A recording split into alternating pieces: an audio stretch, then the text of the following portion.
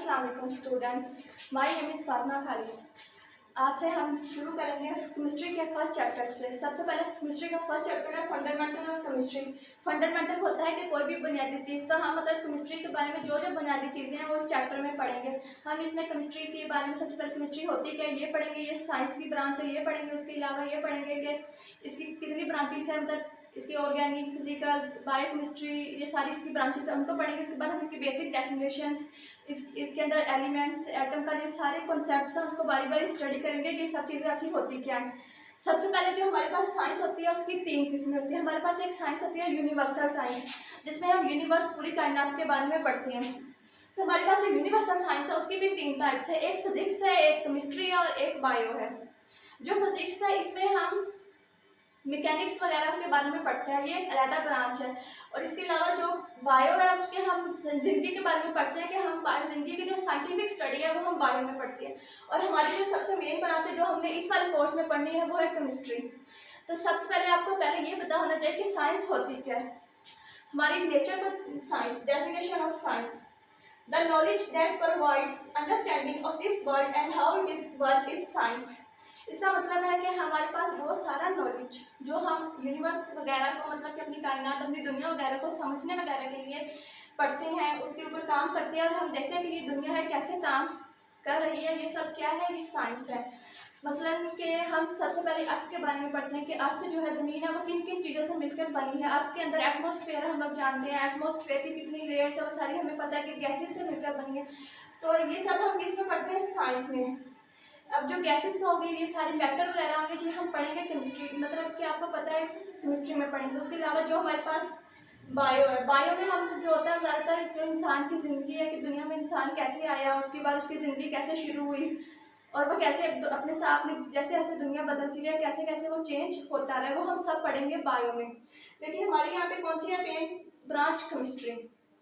तो जो केमिस्ट्री है ना, ये बेसिकली हमारे पास एक चीज़ होती है मैटर। मैटर हमारे पास कोई भी वो चीज़ होती है दैट ऑक्यूपाइड द स्पेस, जो किसी भी जगह को घेरे।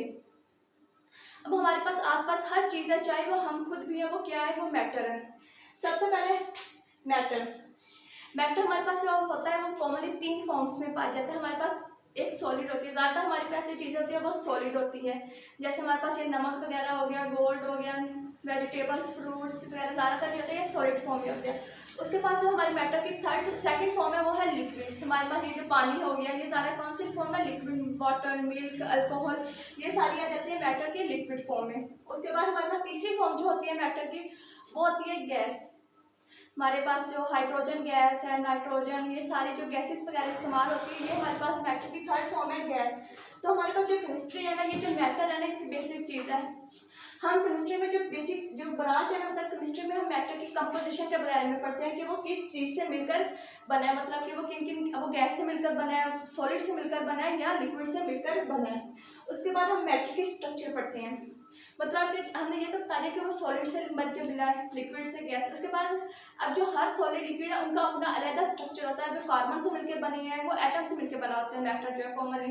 अब जो हमारे पास एटम्स है वो एलिमेंट्स एक तरह होते हैं, तो जो एलिमेंट्स हमारे पास टोटल नेचर में है 160, मतलब 116 टोटल है और 92 में से नेचर में पाए जाते हैं, बाकी जो हम खुद लैब में बनाते हैं।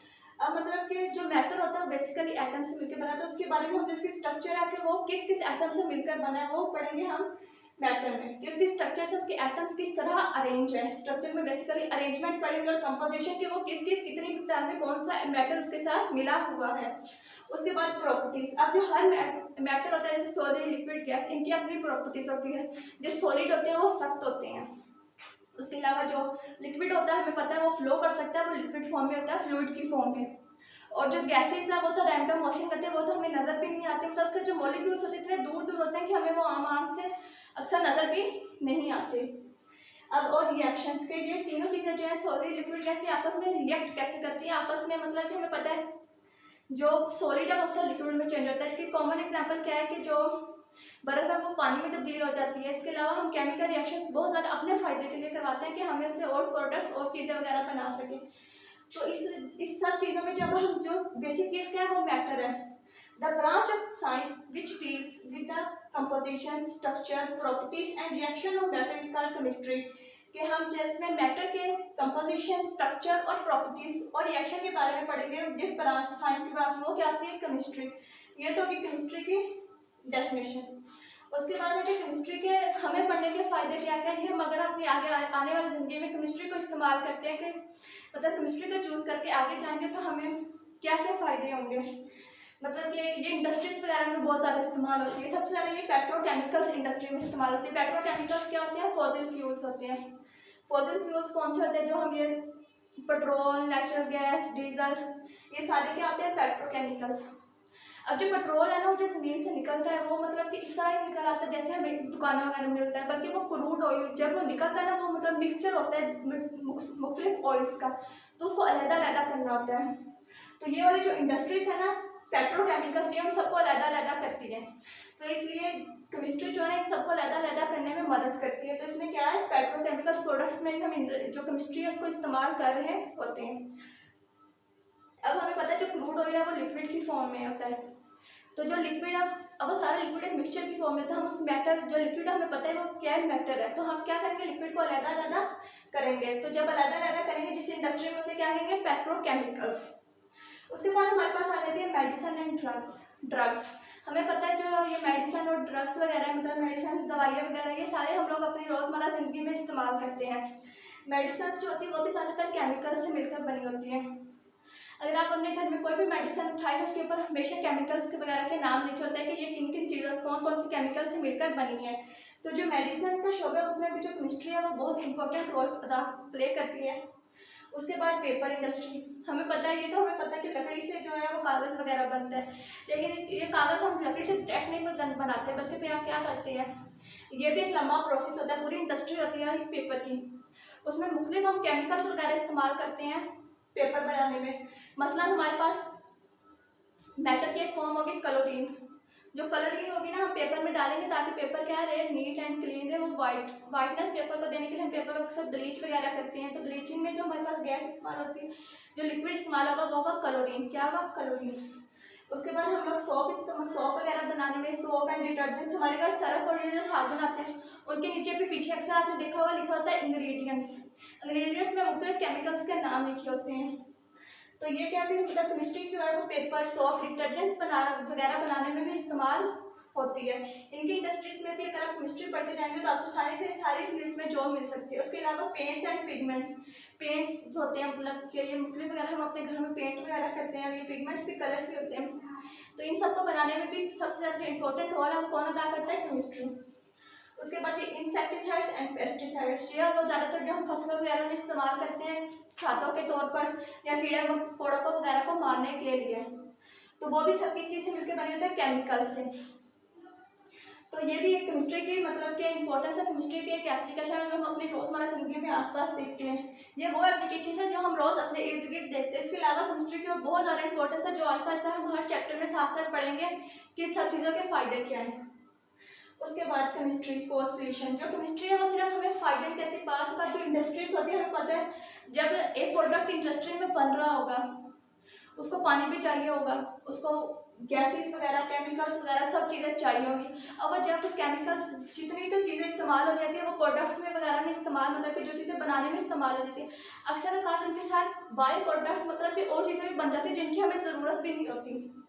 अब वो जो चीज़ होती है वो पोल्यूशन का बायस बनती है, मतलब आलूदगी का बायस बनती है।